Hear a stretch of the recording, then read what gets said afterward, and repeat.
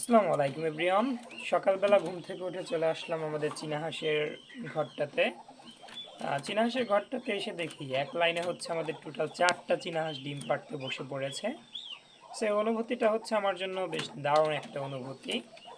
এরকম লাইন ধরে হচ্ছে চীনা হাঁস ডিম পাড়তে বসে।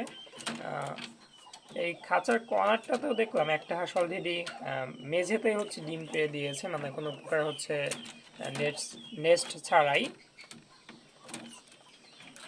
এখন হচ্ছে অলমোস্ট 6:30 বাজে সকাল।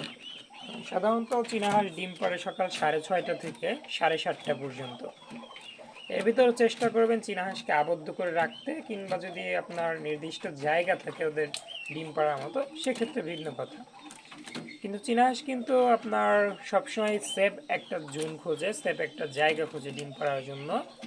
সব জায়গায় কিন্তু ওরা ডিম পাড়ে না, পাতি হাঁসের মতো সব জায়গাতে ওরা হচ্ছে ডিম পাড়তে চায় না। আর এপাশে হচ্ছে আমাদের প্যারেন্টসগুলো, বাকি প্যারেন্টসগুলো।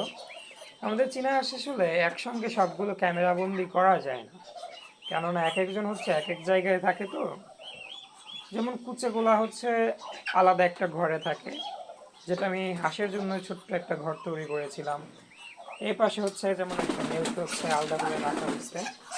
যেমন এই পাশে দেখেন একটা কিন্তু ডিম পেড়ে রাখছে, মানে এখানে জাস্ট একটু মাটি কিন্তু এলোমেলো করে এখানে ডিম পেড়ে রাখছে। এক একজন চীনা হাঁস হচ্ছে এক এক জায়গায় থাকে, এর জন্য আসলে সবগুলোকে আমি একসঙ্গে ক্যামেরা বন্দি করতে পারি না। যেমন ওই পাশে খাঁচা একটা আবদ্ধ করে রাখা আছে, ও হচ্ছে সবে কয়েকদিন আগে বাচ্চা উঠাইছে। বাচ্চা যেহেতু সেল করে দিছি, ওকে কয়েকদিন হচ্ছে কোয়ারেন্টাইনে রাখতে হবে একরকম, মানে ভালো মন্দ খাবার দাবারের জন্য। ইনশাল্লাহ খুব দ্রুত আমাদের প্যারেন্টস আরও বাড়বে ঈদের পরে, যেহেতু আমরা আরও প্যারেন্টস কালেক্ট করবো ঈদের পরে।